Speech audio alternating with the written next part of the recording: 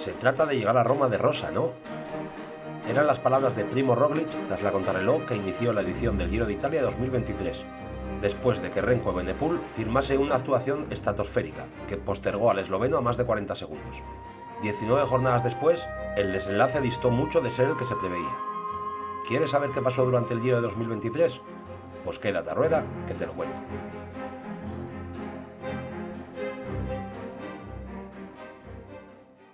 Y es que lo vivido en el Monte Lusari, escenario de la batalla final, no pudo ser más épico. Vamos por partes.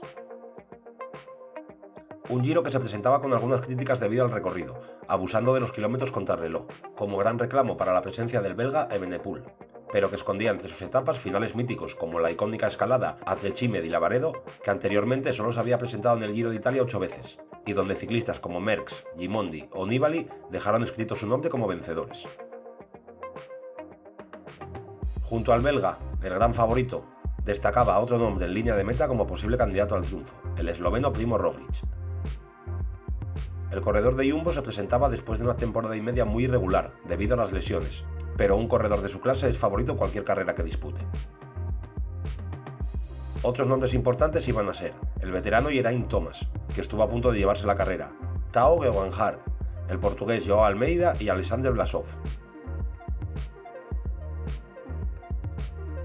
La noticia bomba de la primera semana fue el abandono del gran favorito Remco Evenepoel, que daba positivo en COVID durante la primera jornada de descanso, después de recuperar la maglia rosa en la crono del día anterior. El gran favoritismo del belga estaba restando quizá algo de espectáculo, ya que los grandes favoritos se resistían a probar al corredor del Quick Step, como se demostró en la cima de Campo Imperatore, primer final en alto donde ningún favorito se movió. Las críticas por el pobre espectáculo estaban empezando a aparecer, a lo que tenemos que añadir el recorte sufrido en la etapa de Crans-Montana, que incluso llevó a los abucheos por parte de los tifosi. La verdad es que no estaba siendo el mejor Giro para los aficionados. Sin embargo, el desgraciado abandono del líder abría un abanico de posibilidades, y daba quizá un punto de emoción e incertidumbre a un Giro que estaba resultando bastante descafeinado. Y dejando toda la emoción para el final, el Giro 2023 nos obsequió con un desenlace tan bonito como emocionante, con una penúltima etapa que quedará para los anales del ciclismo. Tras unas primeras 2 semanas marcadas por el mal tiempo, un mermado pelotón entraba en la semana decisiva de un Giro un tanto raro, donde predominaron los triunfos en fuga y donde los favoritos no habían asomado aún la cabeza. Todo hacía presagiar un duelo Thomas-Roglic, pero en un Giro tan atípico todo podía pasar. En Montebondone pudimos ver la primera gran prueba para los aspirantes, una etapa ganada por Almeida, donde Roglic sufrió y perdió varios segundos con Thomas, que recuperaba así el rosa y daba un golpe encima de la mesa revelándose como el máximo favorito. La etapa 18, en pleno corazón de los Dolomitas, se presentaba como un test importantísimo, con 5 puertos puntuables, 3 de ellos en los últimos 35 kilómetros, y final en Valdizoldo. La etapa se la llevó el campeón italiano Filippo Sanna, que batió al sprint al francés Thibaut Pinot, ambos supervivientes de la fuga de la jornada. En el pelotón, los intentos del Jumbo, que marcaba el ritmo con Step Kuls y el propio Roglic, no fueron suficientes para batir a Geraint Thomas, que llegó a meta junto con el esloveno.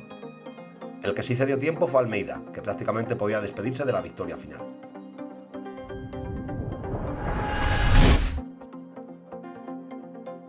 La última prueba de este Giro antes de la cronoescalada iba a ser la antepenúltima etapa, nada menos que la etapa reina, con final en Lavaredo. Aunque no pasará a la historia del ciclismo como el día posterior, fue una etapa terriblemente competida, en especial a la caza de la fuga. Hombres como Buitrago se lanzaban a por la heroica en tierras dolomíticas. Un hecho curioso, antes de la última ascensión, Roglic decidió cambiar su bicicleta habitual por otra con un solo plato. Los favoritos, tras el ritmo del equipo Ineos, llegaron juntos a la última ascensión. Y mientras Buitrago parecía ser el más fuerte por delante camino de su primera victoria, por detrás, Roglic aceleraba el ritmo probando las fuerzas de Thomas. En unas rampas durísimas, cercanas al 13, Thomas y Almeida aguantaron el envite del esloveno. Y mientras Buitrago se hacía con la etapa, Thomas y Roglic, ya dentro del último kilómetro, se batían en un duelo espectacular, favorable al de Jumbo, pero que dejaba muy a las claras la igualdad de fuerza entre ambos. El Giro se decidiría en la jornada posterior, en la cronoescalada del Monte Lusari. La diferencia entre los dos era de 26 segundos en favor de Thomas. Nos esperaba un final apasionante, que como vas a ver no estuvo falto de emoción y de épica.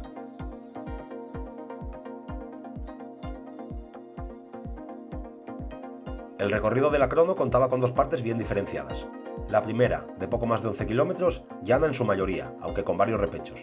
La segunda, la temible e inédita ascensión al Monte Lusari, con poco más de 7 kilómetros al 12,1 de promedio, y rampas del 22. Si a esto le añadimos un pavimento de hormigón, donde la bicicleta carece de tanta tracción como en el asfalto, la exigencia no es otra que bestial. Estábamos ante un desenlace épico.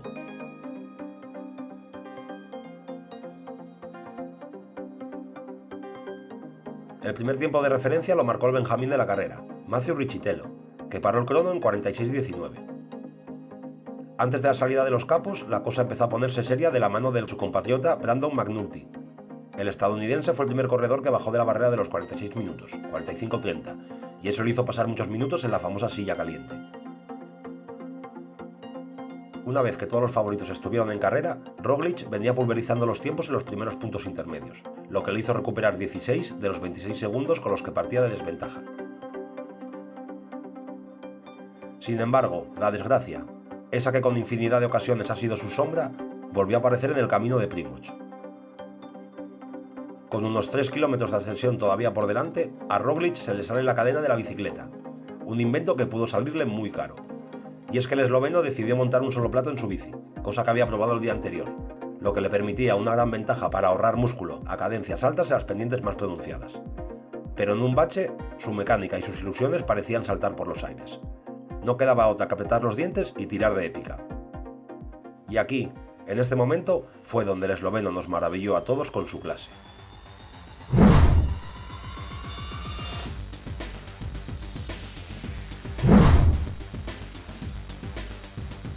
Después de perder casi toda la ventaja que había ganado, Roglic fue capaz de aventajar al galés en 40 segundos, para hacerse con la maglia rosa por 14, la cuarta diferencia más pequeña de la historia del Giro.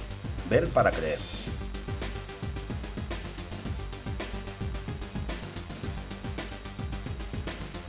Roglic, que se fundía en un abrazo con sus compañeros, lloraba de emoción.